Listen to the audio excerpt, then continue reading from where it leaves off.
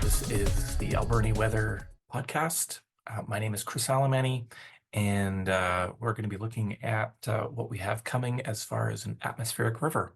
So let's get started. You can see it's already warming up. It's 6.7 degrees outside, and we have some rain today. So I think my rain gauge is underreporting these days. So just so you know, it's probably underreporting, but I believe, yeah, I'll see if I can get a handle on that this weekend, if I can get back in the back and fix it up. So what we want to look at just right now is Environment Canada has issued a special weather statement for the coming weather. So you can see here Saturday to Monday and on into next week. So we have a long period of fairly intense rain. It's not going to be huge. It won't be record-breaking, most likely, but it's a long period of rain and warm temperatures, and there's going to be a number of effects on that. So it's a series of storms bringing warm temperatures, elevated freezing levels, and heavy rain will increase the potential for flooding, water pooling, and possible landslides. Interesting that they added in landslides. That's not something that I've seen prior to this year. And if you look down under the hazards here, it says risk of landslides in vulnerable areas such as burn scars. So I think this is really a lesson from the major atmospheric river event back in 2021 in November 2021, when we had that huge uh, wildfire season followed by the atmospheric river, and that's really what caused the huge washouts on the Coquihalla and the Highway 1, and all of the flooding that happened along there as well. So with the Cameron Lake fire doing the same thing along the highway at Cameron Lake on Highway 4, that burn scar is certainly vulnerable. So that's why they have the highways there prepared. So make sure, especially, I'm going to show you here when the periods of highest rainfall are going to be. Those will be the most likely times when there might be a slide or some sort of disruption. So those might be times in particular to avoid. But I think too, you just have to expect that, cumulatively, the more rain we get in a short period of time, then the increase in probability of some sort of landslide is there. We might get rain. We will get rain tonight. That could lead to a landslide, or we could not get something until Tuesday when this is all over. But that land remains unstable for some time, right? So just be aware of that. So it says here freezing levels will rise to approximately 2,000 meters tonight. Through the day on Saturday, the freezing levels will continue to rise to between 25 to 3,000 meters. These elevated freezing levels will persist into mid next week. So that means that we're going to see melting of the snowpack.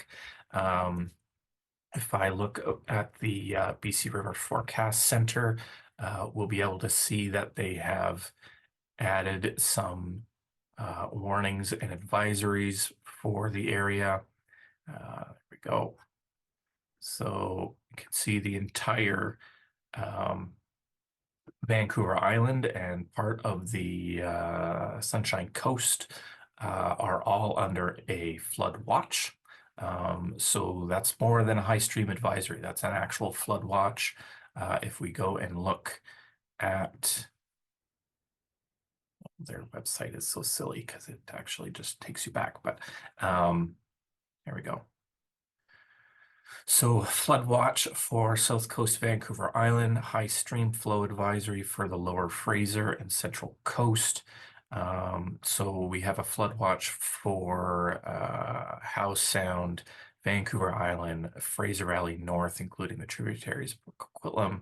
Um, so again, peak river levels are expected to occur in most areas on Sunday to Tuesday, and may extend from Tuesday to Thursday for lake-driven rivers. So think things like Sprout Lake, Cameron Lake, and Great Central Lake.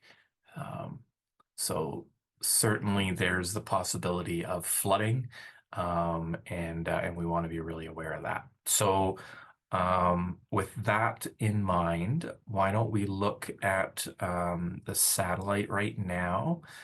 So we can see this is the first wave really coming in. And this will last through tonight into Saturday. So we can see there's heavy rain there on the northwest coast of the island. And if we go back and look at the radar, we should see some of that. It's mostly focused on the northern island, but it will come down the island a little bit in the evening here, and it will impact Port Alberni and points south. So if we look at the forecasts, let's just look at the 4 kilometer one here so we can get a little wider look. Here it is for this afternoon. So about now, this is its forecast. So that's about right. If we look at the satellite picture, it's always amazing how well it it can forecast. So this is right now. This is the satellite picture uh, from a couple hours ago. So we'll say one. So that's just before 12 o'clock. And this is the forecast from this morning between 1 and 4. So that's looking pretty dead on. You can see that is really coming in as predicted. So that will last through the evening. You can see it spreads into the rest of Vancouver Island, 4 o'clock to 7 o'clock. And then it will taper off for us. You can see the main stream of the atmospheric river is focused today on northern Oregon. So that's good news for us at least. But we still do get rain throughout Saturday, sort of patches of heavy rain, before another wave of rain comes in on Saturday night. So this is 7 o'clock. 4 o'clock to 7 o'clock on Saturday. Can see more rain coming in on the west coast, focused into Port Alberni, dry in the east side of the island, but then the rain comes over top there in the evening on Saturday. So expect another bout of rain on Saturday evening. We get a little bit of a reprieve Sunday morning. Maybe we'll even see some sun poking through in the early morning, but it will be short-lived, and we'll have rain coming in again Sunday afternoon. This is a fairly strong system, and it will impact all the way up to the North Island. Victoria is mostly spared from this one, so there shouldn't be too much in Victoria on Sunday. But certainly the rest of the island will see rain. And then the main one, I think the one that will have the most worry to it, will be Monday morning. So we can see this stream of rain. That atmospheric river has moved from northern Oregon and is now refocused onto Vancouver Island, and it starts about so it'll impact the island, sort of sweeps down, but it will start to impact the North Island very early Monday morning, overnight, and then in the early morning on Monday, it'll start to come down. So you can see very early morning, it starts in Campbell River.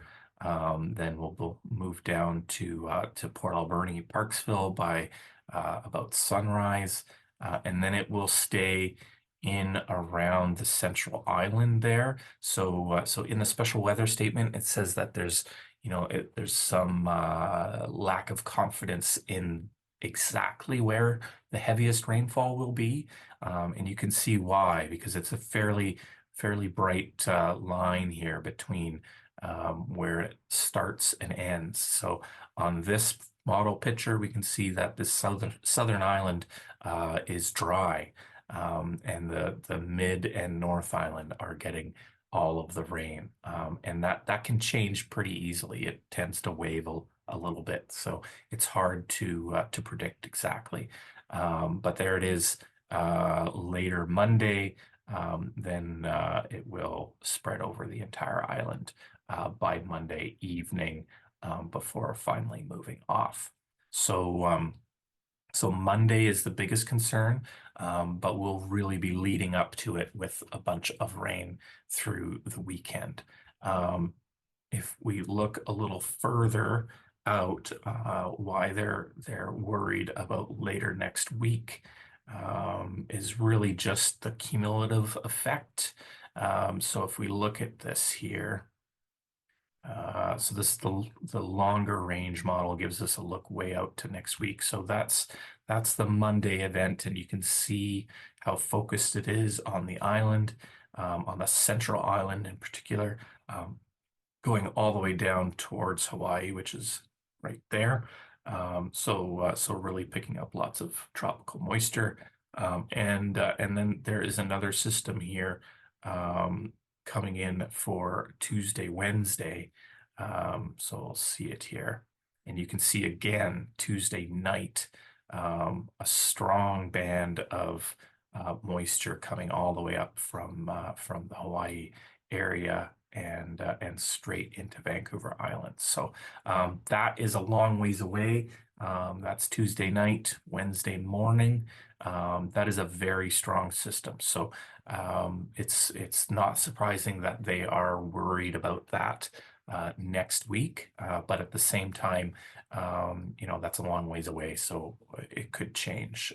If it changes just by 5 or 10% as far as where it's pointed, then it could be very different as far as impacts on populated areas. So we'll have to look out for that. We have plenty to look at for this weekend anyway. If I back it up, there's Monday, um, there's Saturday night, and there's Friday night. So three systems coming in for the next 3 days: one Friday, one Saturday night, and one Sunday night into Monday. So beware. Look out for more warnings from Environment Canada. I would expect there to be wind warnings issued for the West Coast. If we look here, you can see gusting to 60, except 90 over exposed coastal sections for the West Coast tonight, and probably the same tomorrow. You'll see 70. Sunday night, very windy. Monday, windy. All of next week, windy. So expect there to be some warnings for that. I would expect there to be warnings as well on the east side, and that means potential disruptions to the ferry. If there's warnings there, it'll probably cause a delay on the ferries. So beware of that. I would expect probably we'll see about 50 millimeters of rain by Sunday, in Port Alberni. But yeah, it's going to be lots of rain. Take care. Make sure you have all of your gutters are cleared, especially with the snow. There can be stuff that gets in there. Make sure that your drains in front of your house are all cleared. There's lots of junk and debris that's left over from the snow plows and stuff, that have melted out since the snow is gone. So just make sure that you make all the little preparations. Other than that, we'll stop it there. I just wanted to make a quick video, make sure that you're up to date. I'll probably update again on Sunday. before the major system comes in on Monday, and we'll have a better look at what's going to happen next week as well. So whether we'll have this continue or not. Okay, I'll leave it there. Thank you very much for watching. Please like this video if you do, and please subscribe to the channel. Use the bell icon, and we'll see you again soon.